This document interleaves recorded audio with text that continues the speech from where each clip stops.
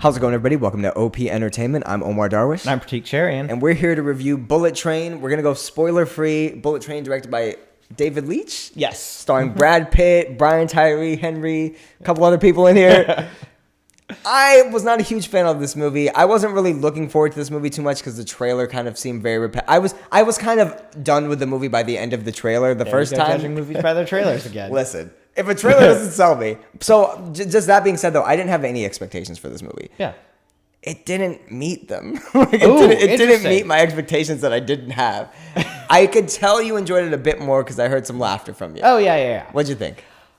I think that this is... I'm not going to come out here and be like, it's a great movie or it's just really call good. it the Godfather of... I think it's like when you picture like summer action blockbuster, this is kind of the like average summer blockbuster that you have in mind. Like, but not the memorable one. Yeah, it's like, it's fun. I think you'll like it's an enjoyable 2 hours, and then like if 3 months after you've seen this movie, you're never gonna go back to it necessarily. I have one huge gripe with this movie, and it's fun enough. Exactly, it's fun enough. You can forgive. I could forgive all the story issues and the script issues and how outlandish and Fast and Furious it gets, especially towards the end. But I don't know if I like it. It's just not funny. And you could say it's not trying to be. It is trying to be. There's way too many jokes that just do not land at all. And I'm like, what? Who wrote this? Like, it's also one where I think I feel like we said this about, was that Thor that we said this about? Where like the higher percentage of the jokes that land for you, the more you're going to enjoy this movie. Yeah. And yeah, I think this is very humor dependent. So yeah, I laughed more than you did. I did not laugh as much as like the people sitting behind us who were like laughing at everything. Do you agree though? Like, I feel like if this movie would have had like good humor throughout and I was laughing throughout, I would have enjoyed it so much more. Like, I would have actually liked this movie versus whatever it is now. It's very much, it's not trying to, like, it's not doing a character deep dive. Definitely it's not like, it's not telling a like compelling, thrilling story. It's not doing any of those things. It's all about like having a good time making you laugh. And if it doesn't make you laugh, then yeah, this not movie here for should have been like, it is like made for me. I love all the actors involved, even the actors that they don't tell you who are in this movie. We're not gonna say who, but I love all the actors involved. All these characters are so one-dimensional. It's crazy, which is fine if they're funny, but they're just not. And this movie takes place on a bullet train. Since what was it, Silver Streak, the one with Gene Wilder? Sure, whatever. It's a very old movie, but Gene Wilder on a train. I used to love it when I was a kid. I am here for this movie. It just didn't intrigue me, and it dragged so long. I think that to me, this movie, like, it has so many influences from better movies that like it almost like it just reminds me of those other movies that I could be watching. Yeah. This almost feels like if you took Kill Bill and like one of the Kingsman movies and something by Guy Ritchie and like slapped them all together and got like a lesser version than any of those three things. But like there's a lot of those influences in it. Like the action sequences I thought were like very frenetic, very Guy Ritchie feeling in my mind. I really feel it's the characters weren't handled well because like these actors have so much charisma that's the only reason I like them. That's kind of where I go to like the Kill Bill thing, where Kill Bill kind of did this thing too, where it was just like introduce like Assassin A, Assassin B, and like they show up on screen. They just they're very one note, lots of personality, and then they're gone. And I'll say this does feel like it came out in like 2002. Like if this movie came out in like 2002 or 3, I feel like it would have been something like you enjoy as a kid, like just because it's crazy. Depending on you don't want to watch this as a, if you have kids. Depending on some crazy violence in here, but the violence again just feels like violence for violence sake. I was like shocked that David Leitch, one of the John Wick directors, which is some of the best fight choreography ever. This was so boring. Like, it wasn't the worst fight choreography. It wasn't like cookie cutter stuff, but it was like, it was just not. It just wasn't there. Nothing in this movie reached the level. I don't think it was the choreography, because I thought the choreography was good. I thought it was really grounded. I do think there was some unique elements as far as you thought it was really grounded. As far as like, very specifically the choreography, like what actually happens, not so much, but like the actual like movements. Yes. Okay. I thought it was one of those where I think it's almost.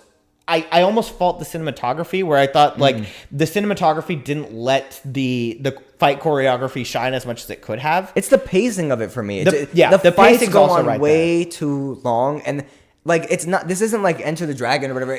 And those fights are better. This just felt like, again, like not cookie cutter. I don't know how to describe it. Just uninteresting fights. Like, and they were just way too long, way too long.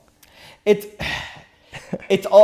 one of those where, and I almost want to say that the film points it out in a way, but it's one of those things where it's like if all the characters would like stop and just talk for a second, they'd fix everything. It's one of those movies. Well, there's one character who just keeps pointing that out. Yes. All these characters are just bits that are just like one note, and that's all they do the whole time. And if once you start to get endeared to them, which it took me a long time to like get endeared to most of these characters, but once you are endeared to them, they just keep going with the same way. And I will say this. I think to me the movie says starring Brad Pitt, but I think this is actually an Aaron Taylor Johnson and Brian Tyree Henry. Like it's their movie in all actuality, and I think I really enjoy their characters. Their charisma is what their saves this charisma, movie. their chemistry, and I think that's why I like it. But the dialogue isn't. Like they should have had way funnier banter back and forth, and I felt like, and there was even spaces to laugh. There were just not, and I would say the theater we were in, we were filled with people who were ready to laugh, and they were like laughing at all sorts of stuff. Yeah, I'm just like, really? This okay? Yeah. But like we joked about it walking in here. We're like, do I just not like movies anymore? Like I just want to enjoy something for once. It's a thrill ride, and your mileage will vary, but yeah, there's a lot of significant problems if you want to point them out, but I think it's one of those where it's quite possible for you to enjoy it, and I think I wouldn't pay full price for this, but like $5 Tuesdays at AMC, like I would definitely wait for this to go on a streaming service, and I'd be willing to bet that half the people that do wait for it to go on a streaming service and watch it will pause it about 30 minutes in and be like, I'll get back to this, and never will. Ooh. That's the kind of movie this is. Maybe not 30. I would say probably about an hour in. Right, the first 30 minutes are actually pretty decent, but yeah, again, there's enough like missed jokes for me in the first 30 minutes where it gets and I would say actually 30 minutes, because you know what this movie is 30 minutes in, and it just there's so many like would you want to say twists and turns, but it's to the extent of it keeps happening so often that's like what really even matters, you know what I mean? And I get it, just have fun, it's a popcorn movie, but it's not fun enough for me to just, and that's kind of where I think it's very subjective. Yeah, because for you it wasn't fun enough. For me it was just about fun enough. But I could also see somebody like absolutely like loving this movie. Yeah, I don't think I could recommend this to anybody unless they like I don't know what somebody would need to tell me like the kind of movie they're looking for me to be like, Bullet Train, that's the one. There's true. 30 movies before this that I think I would get this to. Is also I think this is also one of those movies where it's one where you can watch like a scene from this movie and I think like enjoy it, but it's like all of those scenes put together isn't necessarily fun, but like there's so many like parts of this that I kind of want to go back to without going back to the whole movie. And again though, that being said, yes, but there's also there's not one scene that stands out. Okay, like, I don't know that you necessarily need the one scene that stands out, but there's nothing like I guess there's just nothing memorable. I'm not going to think, Bullet Train, the movie when something like nothing happens, like nothing significant happens in this movie, I suppose. There's definitely going to be parts that I remember. Again, you think so? They're all going to involve either Aaron Taylor Johnson or Brian Tyree Henry. Sure. Okay. Yeah. All right, well, let's score this thing. I think I'm ready to score it. All right, sounds fair. Overall, I can't even say enjoyable enough. Like, if this movie would have been funny, then I think it would be enjoyable enough for me to give it like a 5.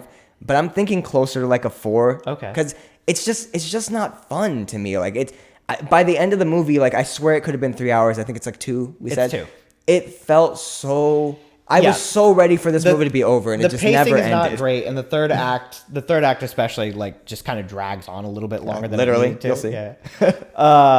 They are on a train. I don't think that's a spoiler. Yeah.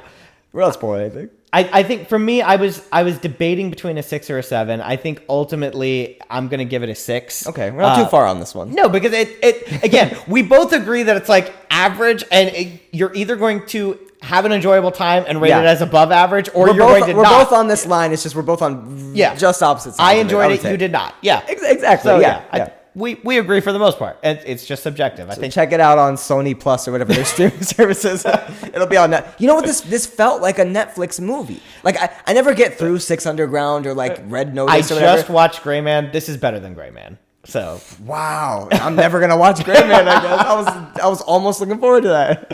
All right, guys. Well, next week we got probably a new show, something coming. We'll see. We might review Prey. We might review Prey. Prey sounds good. So See you guys next week. See you then.